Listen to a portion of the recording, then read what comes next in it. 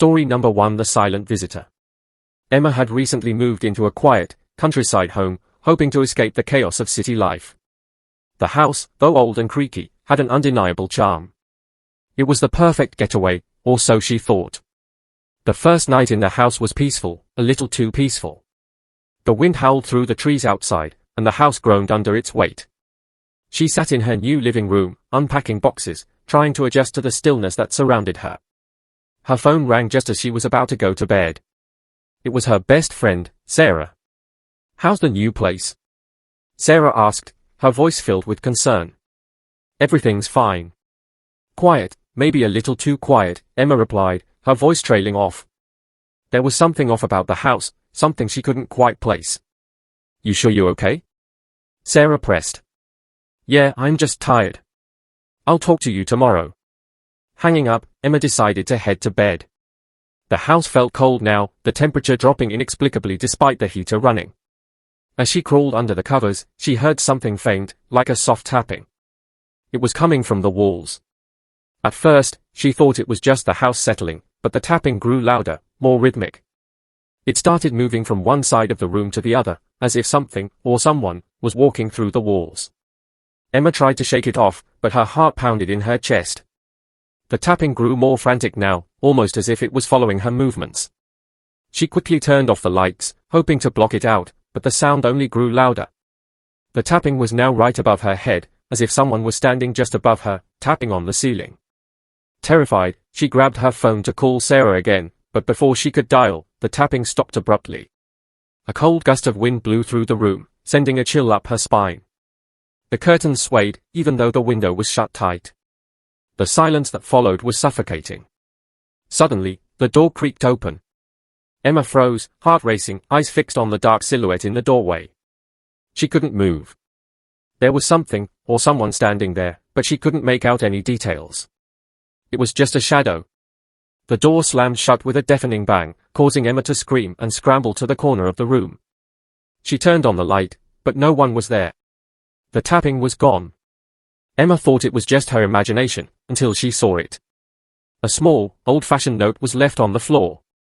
It read, "You're not alone." Terrified, Emma immediately left the room, grabbing her things.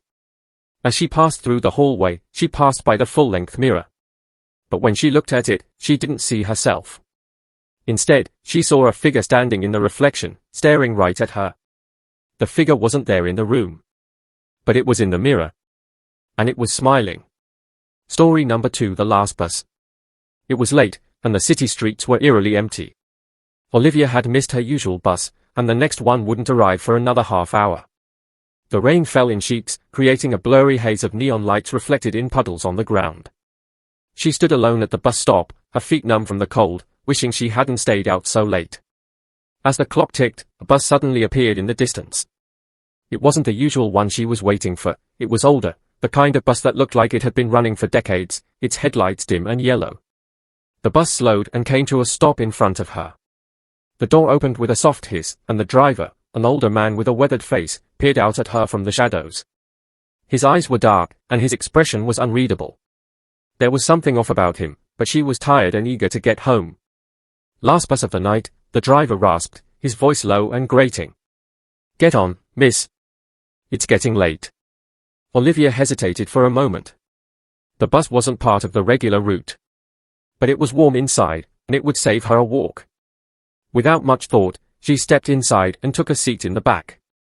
The bus was almost empty. There was only one other person on board, a man sitting in the front row, his face obscured by shadows. Olivia tried not to stare, but she couldn't shake the feeling that something wasn't right. The bus was silent, except for the soft hum of the engine and the occasional creak of the old seats. As they drove deeper into the city, the street lights flickered and then went out, one by one. The darkness outside grew thicker, almost suffocating. Olivia glanced around, but the man in the front seat hadn't moved. She began to feel the air grow heavy, like a pressure was building up inside the bus. Her chest tightened, and her breath quickened. Then, suddenly, the bus jerked to a halt. Startled, Olivia looked toward the driver, but his eyes were locked on the road ahead, his hands gripping the steering wheel tightly. The lights flickered again, and for a split second, she saw something that made her blood run cold, the reflection of the man in the front row. His face had been replaced with something wrong. His eyes were wide open, staring straight ahead, but his mouth had twisted into a grotesque grin, stretching impossibly wide. His teeth were sharp, too sharp, like they were ready to tear through flesh. Panicked, Olivia stood up, her heart racing. She stumbled toward the door, but when she tried to pull it open, it wouldn't budge. She turned back to the driver, but the man's face had changed again. Now, he was grinning, his lips curling up in a sinister smile. Before she could react, the bus suddenly lurched forward, racing down the empty streets at an unnatural speed. The lights inside flickered and then went out completely, plunging her into total darkness. "Where are we going?" Olivia shouted, her voice trembling. "Why is the bus moving so fast?" The driver's voice echoed in the darkness, calm and cold. "You missed your stop. This is the last stop for you." Olivia's heart skipped a beat as she turned to see the man in the front row rise from his seat. His face now completely twisted, his eyes hollow and black. He began to move toward her with slow, deliberate steps. The bus continued speeding through the streets, but the world outside was a blur, as if they were no longer in the same city. Olivia screamed, banging on the windows, desperate for anyone to hear. But there was no one. As the man reached her, he whispered in her ear, "You're not getting off this bus. No one ever does." The last thing Olivia saw before everything went black was the driver's eyes, now completely empty, hollow, like the eyes of the man in the front row. The bus never stopped. And Olivia was never seen again. Story number 3: The Watching Eyes. Hannah had always been a night owl. Working from home meant late nights and long hours in front of her computer. But tonight felt different, something was off. As the clock ticked past midnight, the lights in her apartment flickered twice before dimming to a soft glow. She brushed it off as a power surge and continued typing, but the unease gnawed at her. She looked up briefly, scanning the room. The walls, normally comforting and familiar, seemed to stretch in a way that didn't feel right. Her gaze lingered on the window across from her desk. The street outside was quiet, the usual sounds of traffic and city life now eerily absent. There was no movement, no sign of life. Just stillness. Hannah frowned, trying to push away the strange feeling creeping up her spine. She stood up to stretch, glancing around the room one more time. That's when she noticed it. There was something on the wall. At first, she thought it was just a shadow. But as she moved closer, her heart sank. There, on the wall directly across from her desk, were dozens of small, uneven scratches. They appeared fresh, almost as if they had been made just moments ago. Her mind raced, she was sure there hadn't been any marks on the wall earlier. But she had been focused on her work, so maybe she hadn't noticed. Hannah tried to calm herself, telling herself it was nothing. But the more she looked, the more the scratches seemed to shift, as if they were moving. The light flickered again, and the scratches deepened, like they were being carved into the wall right before her eyes. Suddenly, she felt it.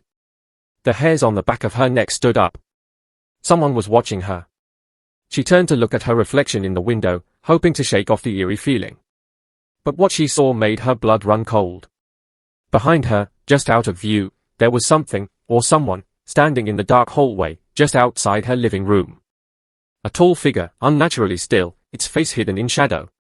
Her breath caught in her throat. She tried to scream, but no sound came out. She felt paralyzed, unable to look away from the figure. It stood motionless, like it was waiting. Waiting for something. Her mind raced as she backed away slowly, heart pounding. She fumbled for her phone, dialing 911 with shaking hands, but as the screen lit up, the figure moved. It took a step forward, and in that instant, she realized something horrifying. There were no footsteps. No sound. The figure had crossed the room in an instant, impossibly fast. The moment it stepped into the light, Hannah froze, unable to move, her mouth dry with fear. The figure had no face, just a featureless void where its head should have been. Its body was obscured by a dark, tattered cloak, but its hands, they were long, thin, with unnaturally sharp fingers, stretching toward her. With a final, heart-stopping movement, the figure reached out to touch her shoulder, its cold fingers brushing her skin. Hannah collapsed to the floor, her vision blurring, her heart racing. When she tried to look up, the figure was gone, leaving behind nothing but an oppressive silence. But the scratches, they were still there. They weren't on the wall anymore. They were on her skin.